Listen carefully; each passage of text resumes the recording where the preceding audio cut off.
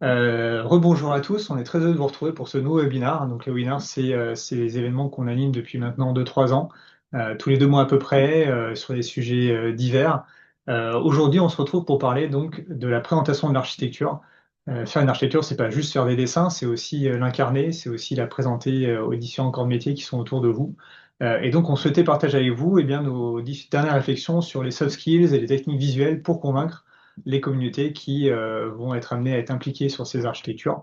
Et donc, on a à cœur de partager avec vous pendant cette heure-là ensemble les différents éléments qu'on a pu synthétiser de nos retours d'expérience sur les différentes missions et interventions notamment, euh, et qu'on souhaite promouvoir plus largement via cet exercice-là. On aura donc 45 minutes de présentation et un échange de 15 minutes à la fin pour répondre à vos différentes questions comme d'habitude.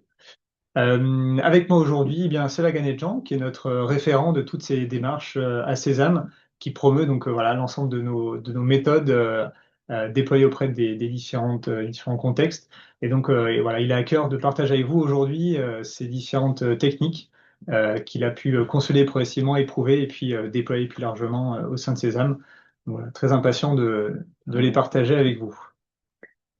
Bah, super, merci Jérôme.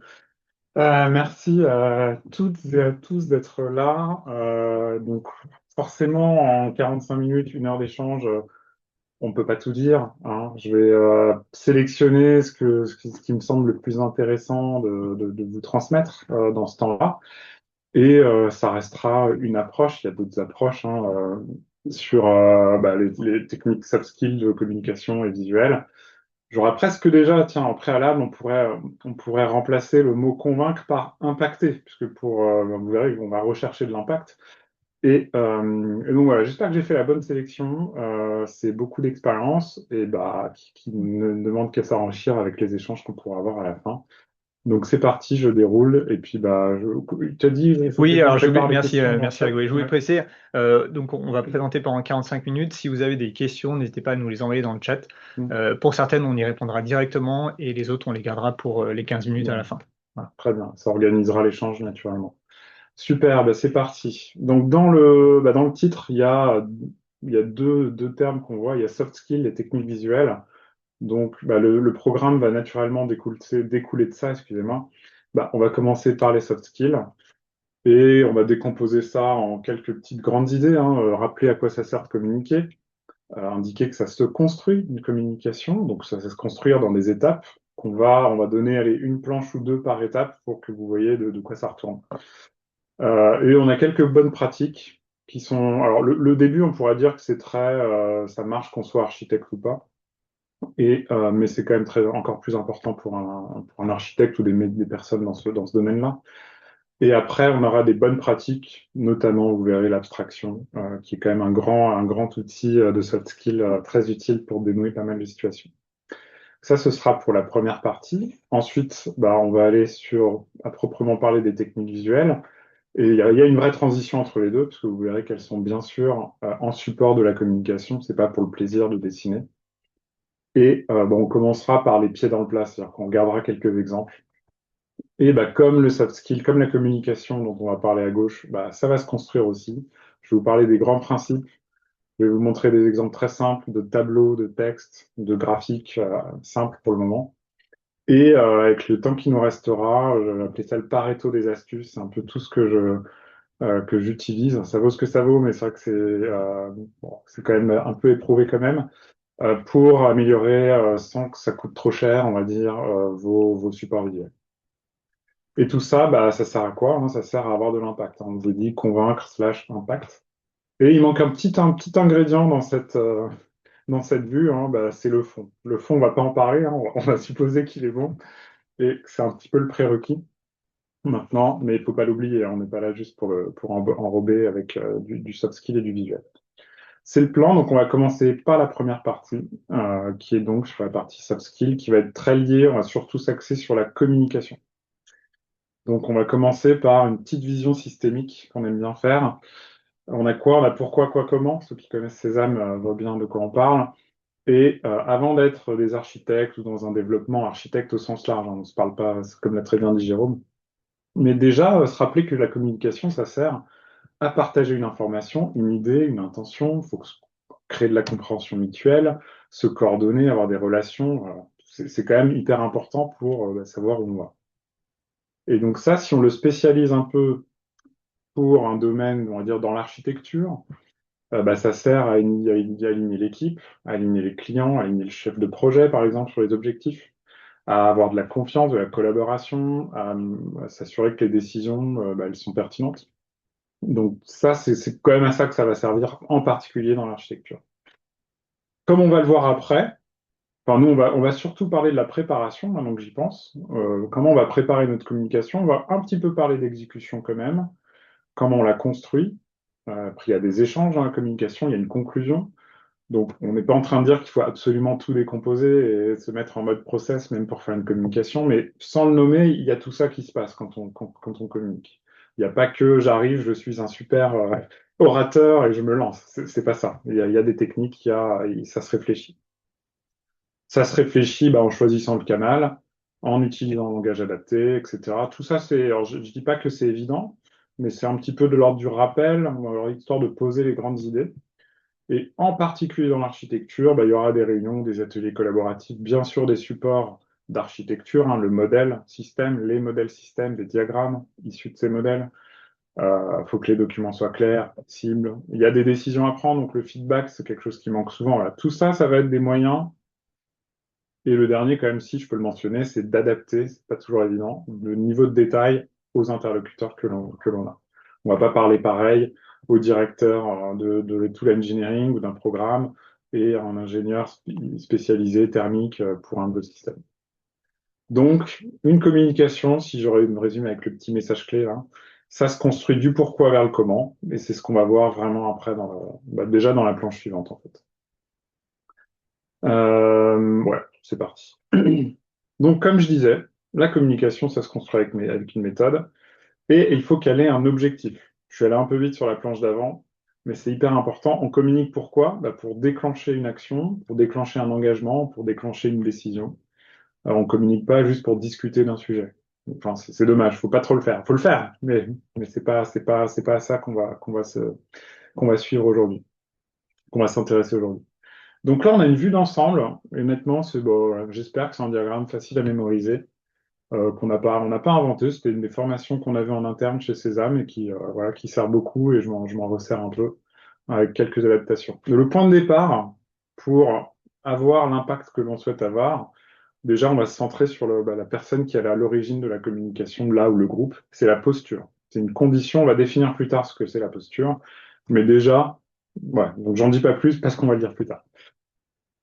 Une fois qu'on a la bonne posture, déjà, il faut qu'il y ait un objectif clair. S'il n'y a pas d'objectif, je ne parle pas que des réunions, on reçoit une notification, une invitation, on n'a pas d'invitation, on n'a pas d'objectif, c'est un peu ça. Enfin, on a quand même envie de savoir pourquoi on se rencontre, pourquoi il y a un document, pourquoi il y a une réunion.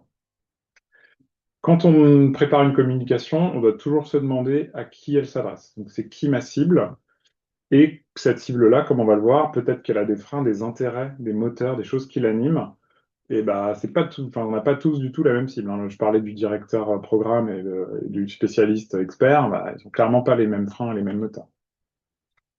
Du coup, en fonction de ça, je reprends tout ce que j'ai dit avant, en fonction de mon objectif et de ma cible, je dois absolument savoir quel message clé je veux faire passer. Faut qu'il soit, voilà, faut que je les connaisse et faut bien sûr qu'ils soient clairs. Les messages clés, il ne faut pas qu'il y en ait 40. Donc, c'est quelques grands messages clés qui vont s'appuyer sur des points. Les points, ça va être voilà, les arguments, les faits, les exemples, tout ce qu'on veut, qui vont soutenir, qui vont être au service, qui vont appuyer ce message clé. Et enfin, une fois que j'ai fait tout ça, c'est seulement là que je réfléchis à la forme. Donc, le deuxième partie de la présentation, technique visuelle, c'est toujours la forme au service du fond, au service de l'impact. On ne se met pas à commencer à faire une planche, puis on met des choses, et puis on se demande ce qu'on a envie de dire. C'est bien ce qu'on veut éviter. Et il reste un point, une fois qu'on a dit tout ça, la dernière petite animation, c'est faut que les liens, faut qu'il y ait des vrais liens, on va dire, presque autoporteurs entre mon objectif et la forme. Faut pas que je change de vocabulaire, faut pas que je varie ma syntaxe, faut pas que deux boîtes rouges veuillent dire totalement des choses différentes tout le long. Il faut qu'il y ait vraiment un lien le plus, voilà, via l'uniformité, c'est écrit là, entre vocabulaire, la syntaxe, et on fait vite, enfin, c'est vite pas le cas. Sinon, on perd l'auditoire, tout ça, on va en parler. Donc maintenant qu'on a vu ça, Bon, déjà, j'espère que vous apprenez des choses. On va passer à chacune des étapes. Voilà, on va faire une sorte de carte d'identité de chaque étape, avec ce que je pense qu'on peut dire de plus important avec notre expérience, nos pratiques là en architecture côté Cézanne. Donc le premier point, déjà, c'est pas mal de rappeler ce qu'est la posture. Alors, c'est pas que le corps. Ça, c'est un exemple hein, que vous voyez. Je pense que je me tiens assez droit. Alors, est-ce que je suis bien cadré? Je ne me vois pas. C'est pas grave. Mais c'est vrai que si. Bon, C'est bon. bref. Si, c'est bon. Merci. Donc, qu'est-ce que c'est la posture? Donc, c'est l'ensemble. C'est très bien dit, donc je vais juste le lire. C'est l'ensemble des attitudes, comportements, modes de communication qu'une personne adopte pour interagir de façon efficace, respectueuse avec autrui. Et bien sûr, ça dépend du contexte, des objectifs. Donc, c'est l'attitude, hein, voilà. Globalement, si je fais très simple, on cherche à être efficace, respectueux, quelle attitude on a, globalement. Pardon. Ouais. Donc, la posture, ça repose sur enfin, une posture adéquate, hein, donc ça repose sur trois axes. On a donc l'intention, il faut voir avec quelle intention on y va dans l'interaction en question. Ça, c'est pas, je veux dire, on peut avoir de mauvaises intentions, de bonnes intentions, en gros, c'est ça. Bien sûr, l'attitude, hein, ça, on l'a dit, c'est un autre axe, indépendamment de l'intention, comment on se comporte. Et enfin, les outils, hein, je veux dire, à un moment, il faut aussi être bon, entre guillemets, techniquement, pour mettre en œuvre, enfin, pour incarner cette posture. Je veux dire, il y a des choses à apprendre. C'est pas juste, encore une fois, le charisme, etc., le talent, c'est pas ça. On a bien sûr des choses à travailler. Et comme d'ailleurs, même les gens qui ont du talent, hein. Et le point très important, c'est que la posture, c'est presque totalement complémentaire à la compétence technique. On ne peut pas, on peut éventuellement convaincre, avoir de l'impact avec purement nos compétences techniques. Mais ça, c'est-à-dire que les gens nous décryptent, savent comment on communique. Peut-être qu'on a des gros défauts de communication, que les gens en font abstraction, mais tout le monde ne fera pas abstraction de ça. Donc, il faut qu'on ait la bonne attitude, la bonne posture en l'occurrence. Donc, c'est à peu près les points principaux que je voulais dire. Et bien sûr, un des éléments un petit peu marrants qu'on a, j'espère, sur la planche, bah, ce que dit le corps, hein, bien sûr, le langage du corps, comment on se tient, etc. Ouais, je vais pas vous les faire, le schéma est suffisamment sympa. Ensuite, donc on passe à la deuxième étape, hein, on suit notre petit diagramme en haut, donc sur les objectifs. Donc qu'est-ce que c'est qu'un objectif de communication? Je vais plutôt vous donner des exemples, ce qu'on a globalement hein, quand on fait ce qu'on fait chez Cézanne ou en tant qu'architecte. Bah, la meilleure façon de savoir, de formuler un objectif, c'est de penser critères de satisfaction. Je suis content à la fin de la séquence, si quoi? Bah, si par exemple mon interlocuteur décide de poursuivre, il adhère à une idée, déjà il l'a comprise, par exemple. Est-ce que vous avez besoin de capter des infos, vous avez l'impression que vous avez eu ce que vous avez demandé, etc. Plan d'action, bien entendu, un plan d'action, il n'y en a pas toujours. Peut-être au moins une action de suivi, ou un engagement, etc. Tout ça, c'est bien des objectifs assez concrets. C'est vraiment la traduction qu'on a réussi et on a eu l'impact qu'on souhaitait avoir.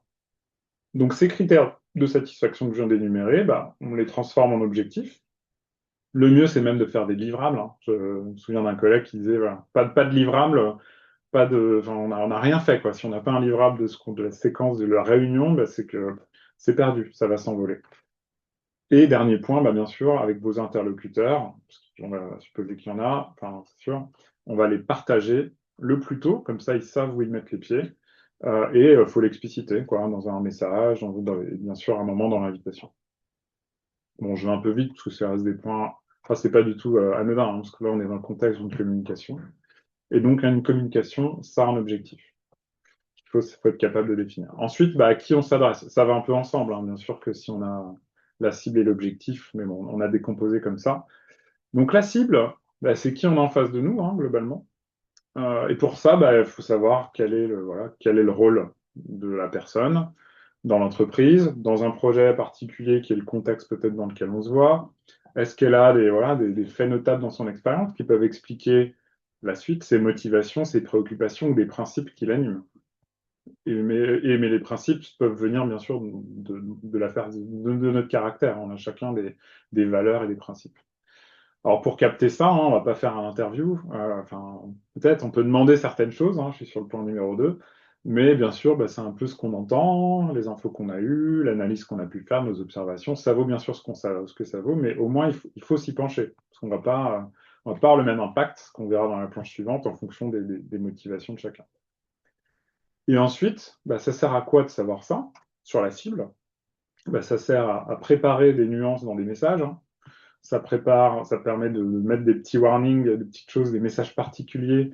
On sait qu'ils vont arriver, que ça veut dire, ah oui, d'accord, lui, il a bien tenu compte de ma préoccupation, parce que je vois qu'il a où elle en parle. Donc, ça va donner de la confiance, parce on a montré, on a reformulé quelque part des choses qu'on a captées en nuances, en messages particuliers.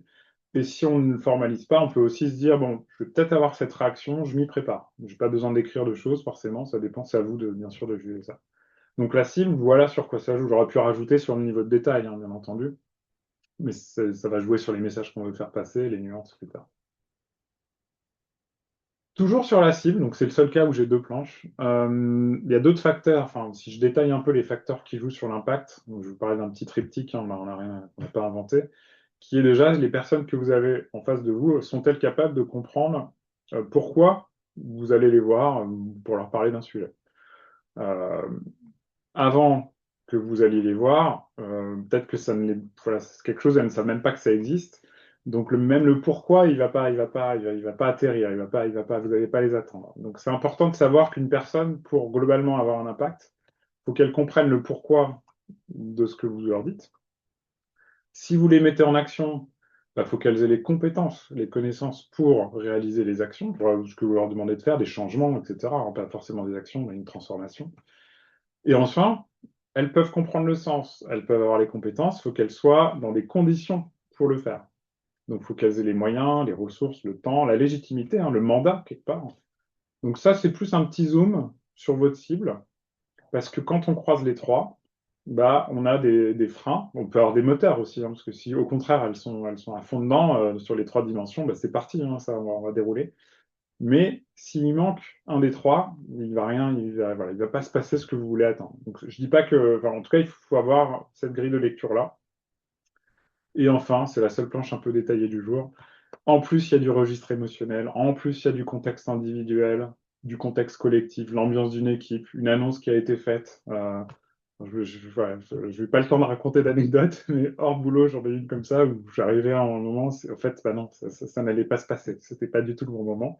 Vaut mieux décaler la réunion, décaler le truc. Donc ça, c'est quand même aussi important. Ok, ensuite, maintenant, on va traiter ensemble les messages clés et les points, vous savez, voilà, les grands messages qu'on veut faire passer, qu'il faut définir. Là, je vais plutôt vous parler, une fois que vous les avez définis, d'un petit phénomène qu'on observe en exécution, que je vais essayer de vous décrire là par plein de petites animations. Alors, ce qu'on a sous les yeux là en gris, c'est pas une boîte de vitesse d'une Ferrari, c'est les messages clés en grand et les points en dessous. Et il y a encore des petits points encore plus détaillés. Quand vous préparez vos points, à un moment, vous allez les raconter. Là, je prends que l'exemple d'une communication orale, hein. C'est quand même des cas incontournables. Vous allez les exposer. Vous allez vous balader dans un certain ordre. Vous avez envie de commencer, vous baladez, vous remontez, etc. Bon. Le problème, c'est quoi? C'est que ça, c'est caché dans votre cerveau. Hein, il y a le mur noir là que vous voyez. Il y a des gens en face de vous. Et on va dire, vous avez votre petit programme là. Ils ont tous la même, ils ne le savent pas encore. C'est ça que vous allez suivre. Mais vos auditeurs, ils ne voient pas la structure de votre pensée. Ils ne voient pas ce qui est abstrait, ce qui n'est pas abstrait. Il y a juste des mots. Vous leur dites des mots, des mots, des mots. Donc en fait, si on donne pas, enfin, ce qui peut se passer, hein, si vous juste déroulez ce que vous faites, c'est pas évident de dire que chacun vous a suivi, en fait. Est-ce qu'il a compris? Est-ce qu'ils ont compris qu'on était dans un niveau de détail? Est-ce que c'était un point important, un exemple? Quelle était la relation logique entre les éléments? Certains vont pas être contents alors qu'ils avaient compris, certains vont être contents, mais en fait, ils n'avaient pas compris. Certains se questionnent parce qu'ils sont pas sûrs. Et en fait, la problématique, ça c'est hyper important, c'est que vous voyez, comme je disais, vous voyez, c'est dans votre tête. Mais eux ne voient pas. Donc en fait, ce qu'on va introduire dans la planche suivante, c'est des repères. C'est tout bête. Mais pour leur donner des points de repère, enfin pour être sûr qu'ils vous suivent un maximum, en fait, il va falloir rajouter des points de repère. Et c'est ce qu'on va voir un petit peu juste après. Sinon, il se passe ce que je vous ai montré dans le visuel. Donc pour faire ça, on imagine que vous commencez votre présentation, voilà, le truc, il avance. Chacun vous suit. Ils sont tous sur la même ligne, hein, parce on vient de commencer à parler. On espère qu'on ne les a pas déjà perdus. Mais au bout d'un moment, si vous ne donnez pas de repères, les gens commencent peut-être à partir dans des directions différentes. Et ben, ce qu'on va faire, pour donner des repères, c'est bête, mais on va verbaliser, on va expliciter les transitions pour annoncer des mouvements ou pour au contraire dire qu'on n'a pas bougé. Donc là, je vous les balance, mais globalement, on va dire, j'annonce le mouvement. Donc, ah, si on prend plus de recul, explicitement, si je dis ça, vous comprenez que j'ai fini de parler de choses détaillées, puisque je vous ai dit, on prend du recul. Donc, je suis en train de remonter d'un cran. Au contraire, si je dois vous annoncer que je vais détailler le point dont je viens de parler, par exemple en disant bah, concrètement, ou alors ça revient à, ou alors tiens, regardons un exemple. Ça, c'est des petits trucs qui doivent éveiller, qui vont aider en fait à vos interlocuteurs à se dire ah oui d'accord, c'est là qu'il est en train d'aller. Donc on annonce le mouvement, on nomme la relation, on numérote. Tout ça, c'est d'autres façons de faire, mais globalement le plus important, c'est ce premier mouvement. Et quand vous allez le faire, grâce à ça, tac, les gens bah, ils vont dire ah ok, en fait il est en train de partir là-bas. Donc ils vont revenir sur votre chemin. Puis après, il va se passer la même chose. Puis vous allez redonner des points de repère en disant bon bah là j'ai fini, là on est toujours là-dessus. Enfin, je vous les relis pas tous, mais globalement ça ça peut paraître bête, mais vous verrez peut-être après une fois que je vous ai parlé de ça, vous allez repérer les gens qui donnent des repères et les gens qui donnent pas de repères. Et vous allez peut-être comprendre pourquoi vous êtes perdu dans certaines situations. Donc ça c'était sur la partie vraiment communication. Et puis le dernier point, vous vous rappelez, c'était la forme. Et ben, la forme, ça tombe bien, c'est la deuxième partie. Donc, je vous disais, la forme, elle est là au service des soft skills et de la communication. Donc ça, on revient là-dessus dans un instant. Mais avant, j'ai envie de vous parler un petit peu de bonnes pratiques. Donc là, vraiment, on revient un peu plus sur l'architecte, ou sur tout ce qui gravite autour, bien entendu. Et s'il y a un point le plus important, ben, voilà, ben, on a croisé le fondateur de Cézanne il n'y a pas longtemps, il disait que la différence entre quelqu'un qui pense modèle et quelqu'un qui pense architecture, c'est que le modeleur, une fois qu'il a fait son modèle, il a fini, il se dit qu'il a fini son boulot. Et en fait, l'architecte, une fois qu'il a fait son modèle, bah, il se dit qu'il commence son travail. C'est totalement une autre posture. Maintenant que j'ai un modèle, ma mission commence. Et bon, voilà, c'est ça, c'était un des premiers points que je voulais vous dire. Et du coup, bah, elle commence, et ça veut dire que ça va être beaucoup d'humains, beaucoup d'interactions pour en faire vraiment quelque chose de partagé, une architecture partagée, utilisée. Et donc, bah, là, je vous parle de quelques pratiques qui relèvent bien sûr en particulier de soft skills. Donc, premier point, première bonne pratique, c'est bah, consacrer le juste effort à l'architecture. C'est pas en faire pour le plaisir, il y a un niveau de détail auquel il faut s'arrêter, etc. Il faut que ça serve à réduire des risques, tout ça c'est des grands principes qu'on donne en formation. C'est pas juste pour faire un modèle hyper rigoureux de A à Z. Il faut savoir pourquoi on le fait, à quoi ça sert pour le projet. Bah, le deuxième point, c'est d'être ouvert et de collaborer sur l'architecture. C'est pas votre truc à vous là que vous voulez absolument faire. Au contraire, plus c'est un bien collectif, plus on est ouvert au changement. Dans l'ouverture, il y a un truc que je trouve intéressant qui est, faut se dire que vos interlocuteurs, leur maturité va évoluer, leur façon de voir les choses dans le temps, à force de partage, à force d'autres choses, ils peuvent changer leur perception. Il y a un contexte qui a changé, bah ça, il faut l'accueillir aussi. Ça veut dire, ah oui, revenir sur des choses qu'on a dites avant, peut-être, mais vaut mieux l'accueillir pour la confiance. Troisième point, vraiment un grand point d'architecture, c'est d'aligner le projet qui va développer le système avec le système. Ça, c'est aussi du soft skill parce que c'est peut-être pas comme ça que c'était prévu à la base. Et le dernier point, bah, c'est se mettre à la place de son interlocuteur, savoir d'où il parle, d'où elle parle, quelle est son expérience, et notamment utiliser l'abstraction et le rendu visuel. Ça sert à se mettre à la place de l'interlocuteur. Parce qu'il ne connaît pas votre modèle dans les détails, peut-être qu'il n'arrive juste pas à voir les polices de caractère de là où il est. C'est aussi bête que ça. Donc, voilà. Ça, c'est le souvenir, c'est plus ou moins ce que je viens de dire, les détails. Ils sont là dans la planche, vous les aurez après, mais le but, c'était pas les afficher pour pas polluer le discours. Donc maintenant, bah, une grande pratique, hein, on en parle tout le temps hein, chez Sésame, c'est l'abstraction et la décomposition. Grande pratique qui va aider à fluidifier la communication. Si je vous dis, on va prendre un exemple avant de définir ce que c'est, quelle est la mission d'une voiture? Je vous montre ces deux schémas. Je ne vais pas faire d'interaction, mais bon, lequel décrit le mieux la mission d'une voiture? Bon, alors certes, la voiture d'en bas, c'est une Porsche 911, donc on a peut-être envie de la prendre, mais pour répondre à cette question, globalement, le niveau d'abstraction adapté, c'est celui du haut. Abstraction, c'est quoi? Bah, c'est regrouper, simplifier. Ça sert à comprendre des grands concepts, ça permet bien sûr de prendre du recul et ça évite de répondre à une question d'un niveau inférieur. Quand on se pose à un niveau, bah, c'est à ce niveau-là qu'on est. On ne doit pas commencer à parler de tout ce qu'il y a dedans. C'est pour ça que ça s'appelle de la synthèse. La décomposition, je vous la fais dans un ordre différent, bah, c'est l'inverse, c'est de décomposer quelque chose, de le découper en éléments plus petits.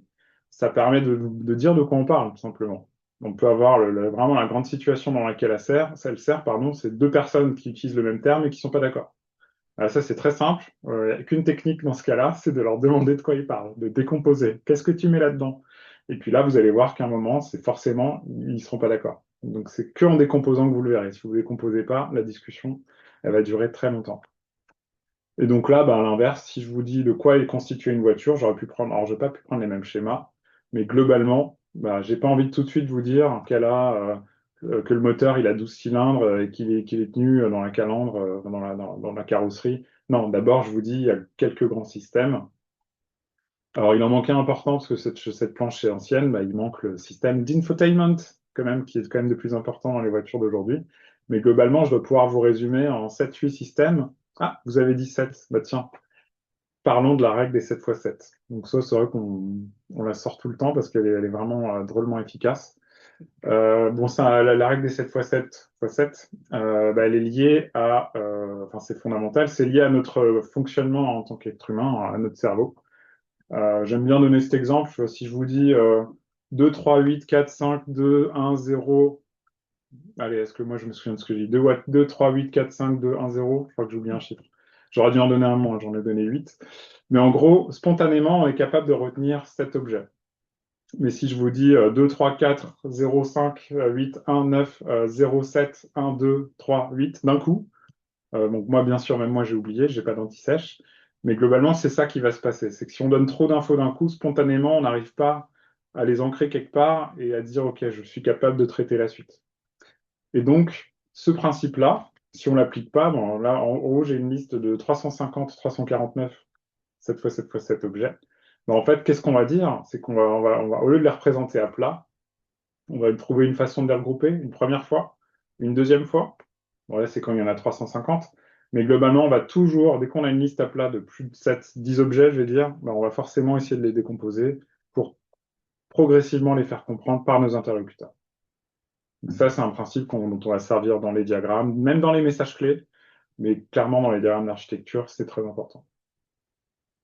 OK, qu'est-ce qu'on a dit d'autre? Oui, voilà, donc là, l'information, elle est organisée.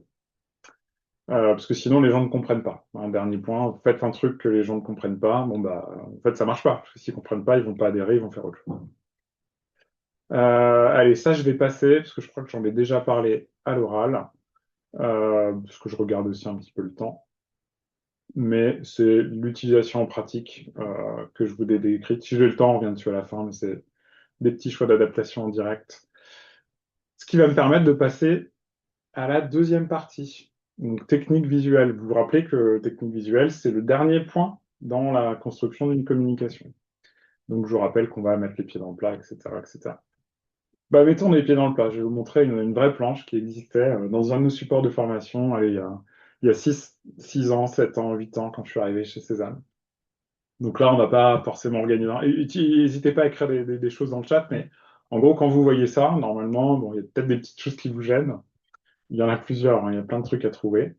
Vous pouvez prendre le temps, mais je vais vous montrer là directement le résultat d'après.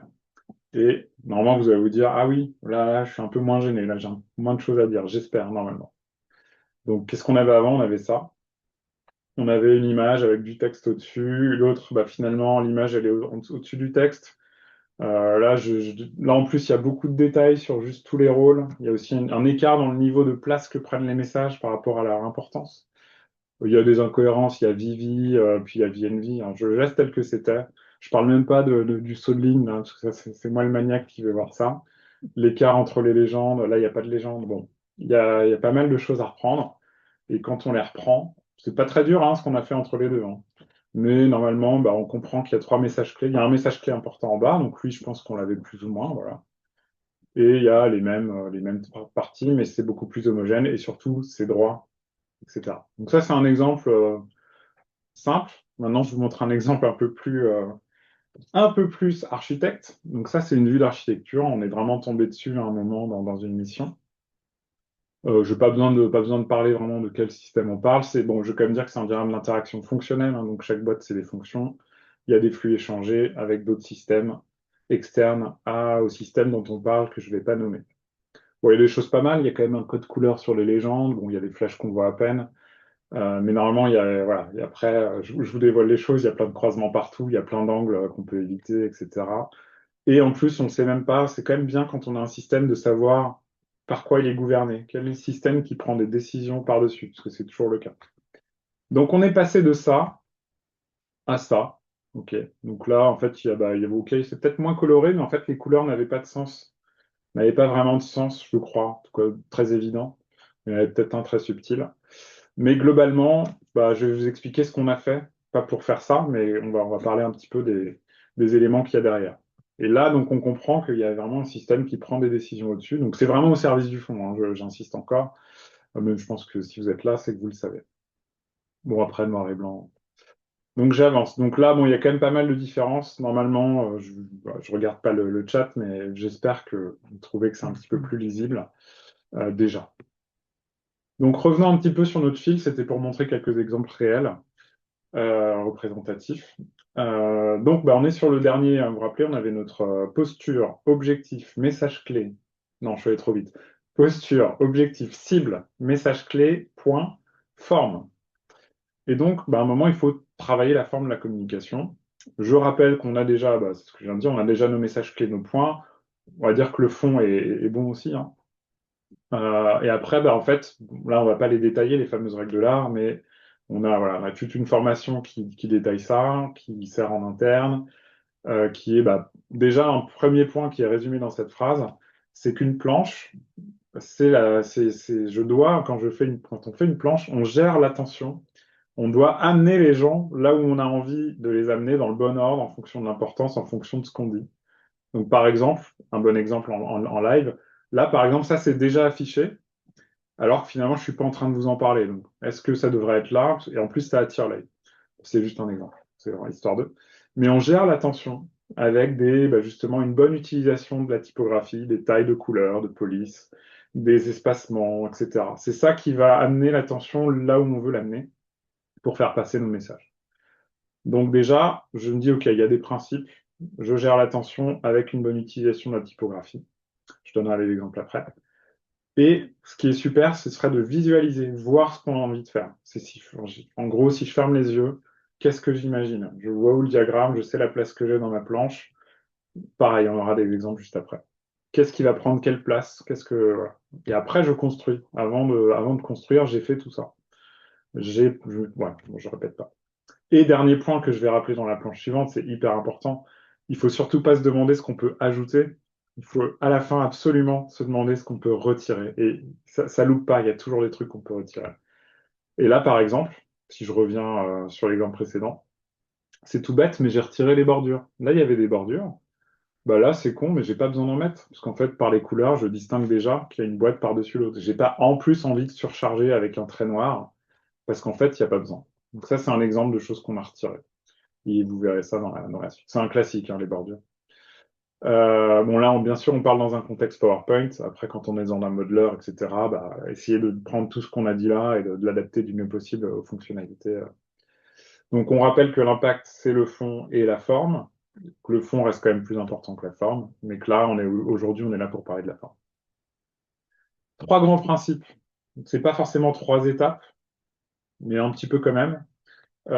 C'est de se dire, je dois absolument savoir ce qui doit être le plus important dans ma planche. Là, on parle vraiment d'une planche. Ça marche pour un email, etc. Mais là, c'est totalement transposable. Qu'est-ce qui doit être important? Qu'est-ce qui est moins important? Mais maintenant, si tout ça, si à chaque fois c'est une police 12 en gras noir, visuellement, on ne sait pas qu'est-ce qui est plus important ou moins important. D'où le deuxième point, le contraste. Quelle technique j'utilise pour différencier l'info de ce qui est important de ce qui n'est pas important? Hein, bon, si je fais très simple, la technique, c'est je mets du gras et je mets du noir. Je mets du foncé quand c'est important, c'est plus grand et c'est plus gras. Et quand c'est moins important, c'est moins foncé, plus petit, pas grave, quoi, hein. C'est vraiment un grand résumé qu'on va voir juste après. Et comme je vous disais, je le répète, bah, qu'est-ce que je peux retirer? Pour créer de l'unité, pour créer, c'est une traduction d'un support en anglais, mais ouais, l'unité, je trouve que ça marche bien. Pour que ce soit harmonieux, bah, qu'est-ce que je dois retirer? Et bah, ça, à chaque fois, chaque étape, c'est des techniques bon, bah, qu'on peut détailler, mais voilà, que je vous donne dans le temps qu'on a. Je pense qu'on est pas mal. Donc la typographie, bah, la définition, c'est l'art et la technique de la mise en forme du texte, toujours au service du fond. Donc dans typographie, on va avoir la police. Quelle police je choisis? Quelle couleur? Finalement, quelle couleur j'écris? Est-ce que je peux mettre des mots en majuscules? À part à part Trump qui fait ça, est-ce que nous on a le droit de le faire? Gras et italique en même temps. C'est pas très beau. Est-ce que je dois l'utiliser?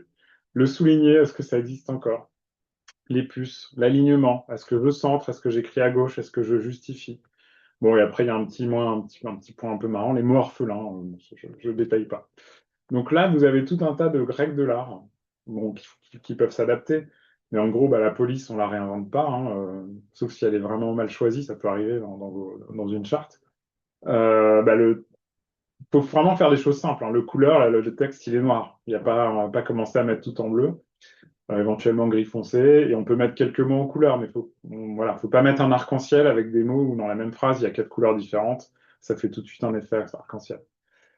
Qu'est-ce que je peux vous dire de plus? Bah, souligner, en fait, c'est pas ça qui met en avant un texte. Souligner, maintenant, ça fait penser à un lien hypertexte. Si on veut souligner quelque chose, on le met en gras, en gros. Souligner dans le sens mettre en évidence. Bon, les puces, bah, faut bien les utiliser. L'alignement, c'est très, vraiment, c'est pas centré qu'il faut faire par défaut, c'est plutôt aligné à gauche, vous verrez juste après dans des tableaux. Et pourquoi il faut faire à gauche? Parce que pour la gestion de l'attention dont je vous parlais tout à l'heure, l'humain, naturellement, il se dit que enfin, l'humain dans l'Occident, pas dans les langues où on lit de droite à gauche, mais nous, on lit de gauche à droite, on se dit forcément que ce qui est le plus important, c'est en haut à gauche. Et donc, si on centre, bah, on perd le point de repère en haut à gauche. Donc, quand on va écrire à gauche, on va avoir naturellement cette ligne à gauche qui veut dire c'est plus important, globalement, mais je fais très vite. Bon, voilà, globalement, c'est ça. Maintenant, on va appliquer ces principes-là, un peu tous mélangés, mais à un tableau. Alors, je pense que vous reconnaissez le tableau par défaut de PowerPoint, là, avec les belles bandes bleues. Quand vous mettez un tableau, il est comme ça. Donc là, j'ai pris un exemple très simple. Si on met le tableau, on ne réfléchit pas plus. Voilà ce que ça pourrait donner. Maintenant, on va appliquer plusieurs principes. Va surtout appliquer le principe de retirer tout ce qui est inutile. Et si j'applique ce principe, je vais très vite, bah, j'ai la même information, mais je pense qu'elle est quand même beaucoup plus agréable à lire. C'est pas pour le plaisir d'être agréable à lire, hein, j'insiste encore une fois, c'est que ça libère de la place, ça te permet de voir ce qui est important. Donc, subtilement, les jours, là, days, days, days, bah, autant qu'on le mette une fois là. Pareil pour les heures. Et en fait, vous voyez que c'est un tableau, mais il n'y a pas il y a plus de bordures, il y a plein de bordures qui ont disparu, parce qu'en fait, on n'en a pas besoin. Et j'ai même pas besoin de bordure à là, parce que comme j'ai aligné à gauche, je lis visuellement la bordure. Par l'alignement du texte, on voit une ligne droite. Le cerveau, il voit cet alignement. Voilà, c'est un petit exemple. Mais les tableaux, on en fait quand même pas mal. Un autre exemple sur du texte. Bon, là, j'ai un peu exagéré l'état initial, parce que bon, on peut imaginer comment on aurait des bullet points, c'est sur des instruments. Qu'est-ce qu'on a? Bon, on n'a pas de marge. Ça, pour le coup, c'est quand même très souvent le cas. Il n'y a pas d'espace entre les paragraphes. Ça, on le voit beaucoup. Si on tire quelques techniques un petit peu loin, on utilise la technique de contraster. Vous vous rappelez que le deuxième point, là, finalement, je vois même pas c'est quoi le sujet de la phrase visuellement. Je suis obligé de le chercher, moi. Mais en fait, je sais que là, il y a cinq types d'instruments. Bah, autant qu'ils ressortent, autant qu'ils aient une police plus importante, avec un petit picto au passage quand on a envie. Il y a plein de pictos maintenant dans PowerPoint. Je ne l'ai pas mis dans mes tips, mais on va en parler. Les icônes, il y a énormément et en fait, ça s'insère super vite. Vous pouvez changer leur forme, les couleurs. Bon, il n'y a peut-être pas les instruments de musique, mais il y a plein de choses beaucoup plus utiles. Donc là, on est passé de ça à ça, et honnêtement, allez, je pense qu'il y en a il y en a peut-être pour 10 minutes. Bon, c'est pas rien, 10 minutes, mais au moins vous engagez un peu plus vos interlocuteurs. 5 minutes peut-être.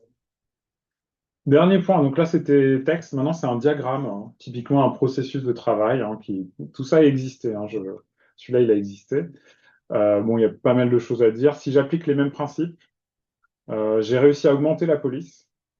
J'ai mis, bah, vous voyez, les steps là, on s'en fout du numéro précis du step. Donc pourquoi le mettre aussi gros et aussi important que le texte? On s'en fout. On a un identifiant, donc si on a besoin, on va le chercher.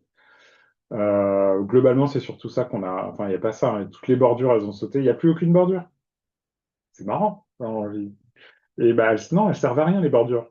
Et bah là, je pense, hein. Enfin, après, il y a des écoles qui veulent mettre des bordures, mais. Voilà. Du coup, je finis les 3 minutes. Bon, je compte les 2 minutes de retard dans les 45 minutes. Avec tout ce que je peux vous dire d'astuces très, très orientées PowerPoint. Mais pareil, ça marche dans plein de trucs. Bah déjà, définir le message clé principal, c'est ce qu'on a dit. Bah, à un moment, il faut l'écrire sur la planche. Nous, chez Sésame, on écrit quasiment toujours le message clé en bas. Comme ça, il soutient. Donc, on peut mettre le concept en plus grand, on peut mettre en gras ce qui est important. Ouais, j'ai même mis des tailles de police, des trucs très concrets qui peuvent marcher, des espacements, enfin vraiment des choses qui permettent d'avoir toujours une certaine uniformité. Donc, le message clé, il y a des messages secondaires peut-être qu'on peut avoir en dessous, qu'on peut peut-être écrire en fonction un peu plus petit, si on veut. Les figures, ah bah, où est-ce qu'on les met, les figures? Ça, c'est hyper important. Bah, il faut se demander bah, comment, en fonction du texte, la quantité de texte que j'ai envie de dire, de mettre, pardon, et la proportion des figures, est-ce que c'est plutôt des figures carrées? Est-ce que je vais en mettre plusieurs? Bah, il n'y a pas que la configuration figure au-dessus, texte en dessous. Au contraire, une figuration que j'utilise vraiment beaucoup, c'est le texte à droite, les figures à gauche. Et pas l'inverse. Mais bon, ça, je vous dirai pourquoi. Ensuite, voilà, du coup, très concrètement, à un moment, c'est un guide interne, hein, voilà, détail de police, important, nominal, détail, note. Alors, pas de marge à zéro, hein, je sais on gagne on croit gagner de la place en mettant des marges à zéro, mais après, en fait, ben, on oublie que les marges, elles ont un effet fonctionnel d'harmoniser l'espacement entre le texte. Il faut avoir en tête que plus un texte est grand, plus la marge, plus le ratio visuel, si vous ne changez pas la marge, vous n'allez pas avoir la même proportion entre la marge et la taille du texte. Donc, on va plutôt agrandir des marges quand le texte est grand, plutôt réduire les marges quand le texte est petit. Ça va être beaucoup plus harmonieux. C'est des règles de gestion de visuel. Autre règle que je n'ai pas illustrée, plus on va au centre d'une planche, plus les marges sont faibles, plus on s'écarte, plus les marges sont grandes. Ça, c'est pareil, c'est de l'harmonie, ça fluidifie le message. Les zones de texte qui ne sont pas contraintes, il faut utiliser, ajuster la forme au texte, renvoyer. Si vous n'avez pas de légende, vous enlevez le renvoi, ça vous fera gagner du temps derrière. En tout cas, il faut jouer avec ces options. Elles ont vraiment une fonction qui fait gagner du temps derrière. Donc les flux sur un diagramme, il faut les faire comme ça. Par contre, les boîtes qu'on veut réajuster dans un diagramme, là oui, il ne faut pas ajuster la forme au texte, comme ça vous pouvez vraiment faire ce que vous voulez. Pareil, alors ça c'est un truc que je fais tout le temps. Optimiser la page, miser la place qui est prise par un texte à ISO taille, à ISO ouais, à readability, j'allais dire, je suis fatigué. À ISO capacité à le lire. Si vous avez un texte comme ça avec un boulon et un bout court, en fait vous pouvez réduire pour qu'il occupe vraiment l'espace. Et ça vous fait gagner de la place des deux côtés. C'est tout con, mais ça c'est un peu un truc automatique que je fais tout le temps quand j'ai une blanche. Veuve orphelin, ça c'est pas grave. Et je finis avec les raccourcis. Je vais vous montrer, j'ai une barre de raccourcis très très très fournie en haut de mon PowerPoint. Parce qu'en fait, toutes ces options qui permettent de gérer les marges, etc., changer les couleurs, bien entendu, en fait, j'ai pas envie de m'amuser à aller dans accueil, c'était où, organiser, aligner. Non, en fait, on le fait pas, on le fait une fois et après on en a marre. Donc en fait, il y a un truc très simple dans PowerPoint, c'est que vous pouvez mettre vos raccourcis dans la barre rapide, là. Et je les ai tous listés. Et puis il y a des super raccourcis clavier. Et en gros, je pense que je vais m'arrêter là. Bon, je vais voir, genre, on va les envoyer, donc les gens, vous pourrez consulter. Non, je ralentis, je ralentis. Je m'arrête pas brusquement. Vous pourrez consulter ces raccourcis, les retrouver et les mettre dans votre barre si vous voulez, hein. Et il y en a un, genre, quand j'en parle, ça fait toujours un petit effet. Le pinceau, c'est pas le pinceau qu'il faut utiliser pour copier et coller la mise en forme, mais c'est ces raccourcis-là. Ça change la vie, parce qu'une fois que vous vous embêtez sur un sujet, sur une boîte, une forme, vous la mettez en 2 secondes sur toutes les autres. Ça, c'est hyper utile. Mais en gros, tous ces trucs-là, j'essaie de vous enlever des obstacles pour que vous ayez du temps à améliorer, à apporter le soin qu'on peut avoir envie d'apporter pour que, après une réunion, globalement, elle se passe, enfin, les plus efficaces. Il n'y a pas de questions, il n'y a pas de gens qui cherchent une info pendant 2 plombes. Enfin, tout ça, c'est pour gagner du temps derrière. Et du coup, pour conclure sur le visuel, donc ça, pareil, je l'ai repris d'une formation que j'ai suivie. Donc, c'est un architecte américain, pas système, hein, comme on peut le voir là, Je sais pas à quel point il était connu, mais il était quand même un peu connu. Donc, il dit que quand il travaille sur un problème, il pense jamais à son esthétique, mais quand il a fini, si la solution n'est pas belle, il sait qu'elle n'est pas bonne. Et je pense que c'est le bon esprit, que ce soit pour une vue d'architecture d'ailleurs ou pour une planche. Il faut pas que ce soit votre moteur. Par contre, une fois que vous l'avez faite, si c'est pas fluide, vous sentez qu'il y a le message derrière va pas être fluide, la réunion va pas être fluide, etc., etc. Voilà, je m'arrête là et Ouais, excellent. Merci beaucoup, Cérig. On a une bonne dizaine de minutes pour répondre à vos différentes questions. Donc, n'hésitez pas à utiliser le chat de Zoom pour nous les partager. Et puis, on va les prendre progressivement. Il y a une première question de Guillaume. ouais, Est-ce que tu as peur? c'est bon, je l'ai. Ouais. Donc, il y a un problème dans la vie de tous les jours, c'est que les supports de présentation sont des objets archivés qui doivent se suffire. Mm, De ce fait, les bien slides sont vu. souvent trop compliqués Oui, pour la communication et souvent à peine suffisantes pour de l'archivage. excellent. Ouais, c'est un très bon point.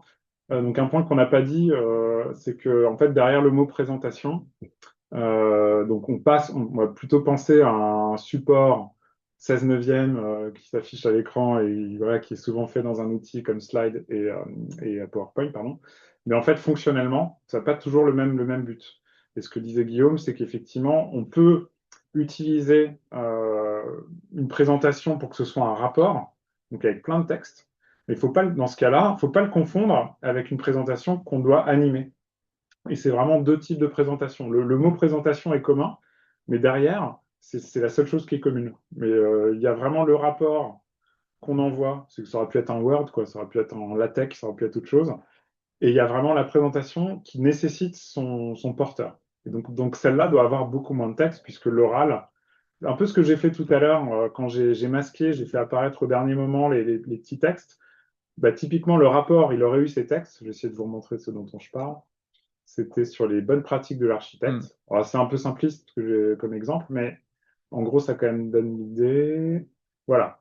Hmm. Quand je suis dans une présentation, limite même le message clé en bas, j'aurais pu le raccourcir. Mais je suis là, je vous dis, il y a des bonnes pratiques et je vous raconte plein de choses sur les quatre. Ça, c'est le mode présentation. Mais derrière, si c'est un rapport, bah là, et éventuellement, bah c'est ça que j'envoie. Là, je mets tout le texte. Comme ça, les personnes, bien sûr, c'est pas encore suffisamment détaillé, on peut mettre plein de trucs. Mais ouais, donc il y a deux types de présentations pour faire simple, et il faut pas les confondre.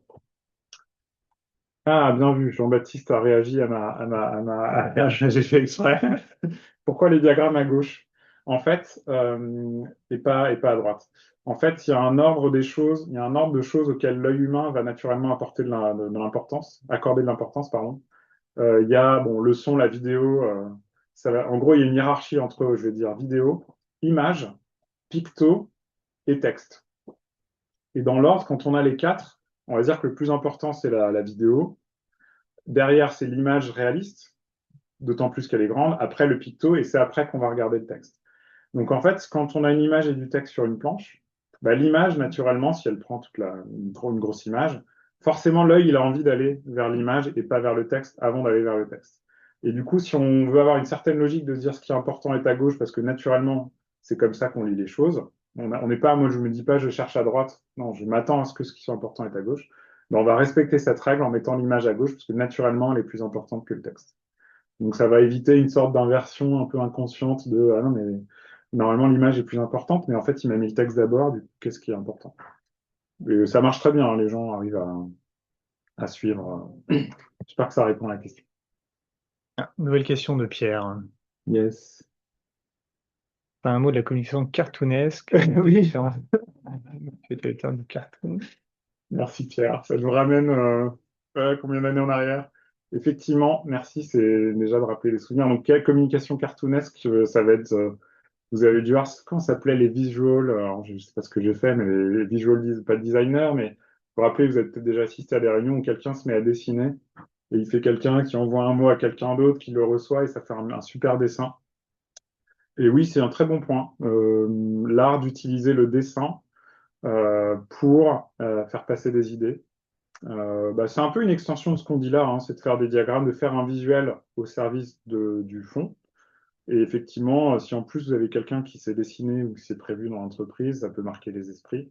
Mais en fait, je trouve que c'est une extension de ce qu'on dit là, mais ça a encore plus d'humanité derrière parce que c'est pas des formes parfaitement décrites. Là, j'ai pas le temps de les sortir, mais j'ai des exemples. Ouais, j'en ai fait aussi à l'occasion d'une émission. Donc, je dirais Le dessin, c'est une forme encore plus sophistiquée, disons, avec un aspect artistique en plus. Ouais, exactement. Ouais. Merci Pierre. J'espère que ça répond à la question. Une nouvelle question de Je Jean-Baptiste. réfléchis. Peut-on conclure que si le texte est à droite, ça facilite la décision légument? Si le texte est à gauche, on a un risque sur la compréhension, mais on encourage une exploration guidée. Je ne sais pas. Alors là, il faut que je lise les détails. Je suis pas sûr de pouvoir conclure aussi directement. Ça dépend du contexte, ça dépend de. Non, c'est juste que l'image, on va mieux dire que le texte est en train de décrire l'image quelque part. Il est soutenu par l'image, mais non, je ne sais pas s'il y a peut-être une boutade entre gauche et droite, je sais pas. Mais non, je pense pas qu'il y avait de boutade. Bien, on Euh, a encore quelques minutes. Si vous avez ouais, des questions, n'hésitez je pas. peux revenir sur une planche précédente. Voilà, ou si vous souhaitez qu'on revienne sur quelque chose, Parce que je suis allé un il nous peu reste vite un sur peu de temps. certains Non, points. c'était bien. J'avais peur de déborder, donc je suis plutôt plus encore. Et encore. Bon, mais s'il n'y a pas d'autres questions, n'hésitez pas à le faire via l'audio aussi. Je ne sais pas si vous avez accès à votre micro. En tout cas, ah, voilà, c'est Olivier. Comment exposer une architecture sous forme de diagramme?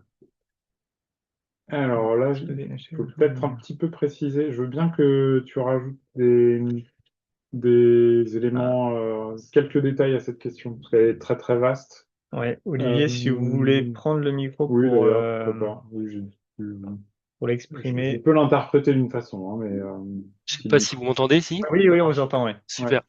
En fait, à un moment, tu as présenté des diagrammes, un diagramme clair et pas clair en enlevant les oui, bordures. oui. Mais même le diagramme sans bordure, comment on fait pour présenter et exposer ce type de diagramme? Comment tu le Question. présentes à l'oral? Très bonne question. C'est vrai que dans toutes nos super ça, dans toutes nos formations, voilà, par exemple, même ce diagramme, effectivement, il est complexe.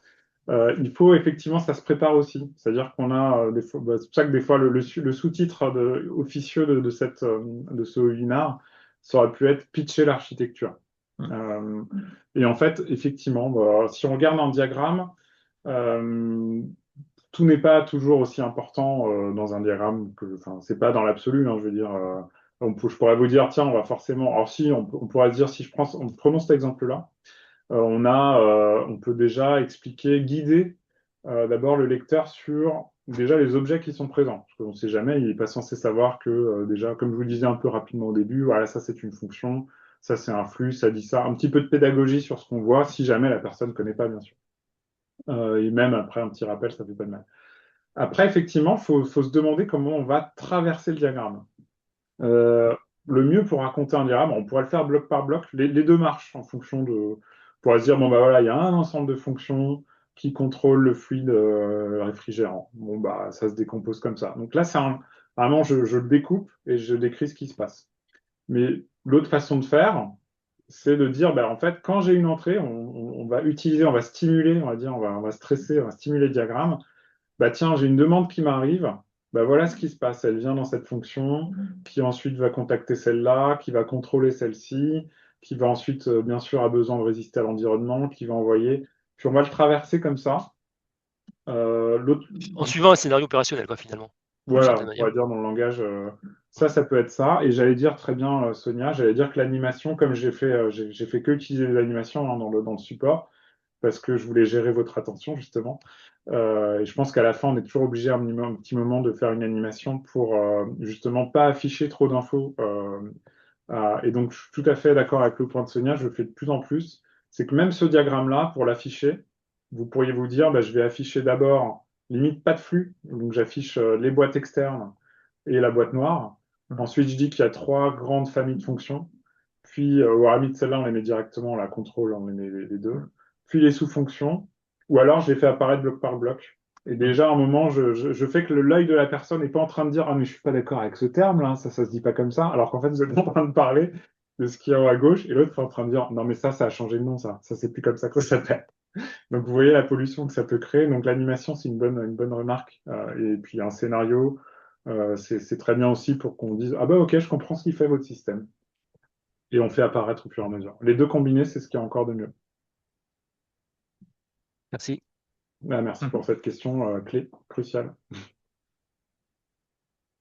Super, il nous reste encore 2-3 minutes. Si vous avez une dernière question à Mm. nous poser, on la prendra avec plaisir. En l'attendant, eh bien, un grand merci à vous et surtout à Cérègue pour cette animation de Beaucoup. ce sujet très chouette, donc pour pas simplement faire une architecture, mais surtout en faire quelque chose de collaboratif ensuite, Ouais. donc à communiquer. C'était top. Merci à vous d'être resté connecté pendant cette heure pour cette présentation et ces questions. Mm. Donc, comme précisé, on vous enverra le lien du webinaire. Le support va être aussi disponible sur notre site, il me semble, dans quelques jours. Donc, Mm. on vous les communiquera aussi. Et voilà, puis merci beaucoup. On vous retrouve donc pour le prochain webinaire, certainement d'ici 2 mois. On communiquera sur le nouveau sujet prochainement. Et voilà. Bon, voilà. Merci, N'hésitez pas, Cédric. bah non, mais merci à vous, Ah, merci à. dernier point de Guillaume. Il semble que CGI, à une époque, ils interdisaient les PowerPoint qui étaient considérés comme du double travail. Ah oui, alors je crois que j'ai vu qu'il y a Hmm. des fois des politiques très fortes. Merci Sonia. Il y a des politiques très fortes, genre que du Word. Alors, j'ai aussi entendu d'entreprises qui sont revenues en arrière, ou un secteur où quelqu'un m'a pas. Mais oui, d'ailleurs, là, je me demande si c'est pas G, oui, tu veux, parce qu'en fait, c'est bien un autre canal qui travaille avec G. Est-ce qu'ils sont pas revenus en arrière? Je ne sais pas. Mais des fois, il y avait Hmm. des principes très forts. Pas de PowerPoint, pas de Word, enfin plutôt Hmm. pas de PowerPoint, en fait, j'ai entendu ça. Mais bon, après, faut voir. Mais ça a forcément une vertu, Hmm. ça pousse à. Que du Mais dès télétravail. qu'on veut présenter des trucs, c'est un petit peu plus difficile hein, de Ouais. présenter. Mais ok, merci pour ça. Merci À à bientôt. tous. Très bonne journée et à bientôt. Merci, au revoir. Merci. Trop bien. Tac, j'arrête.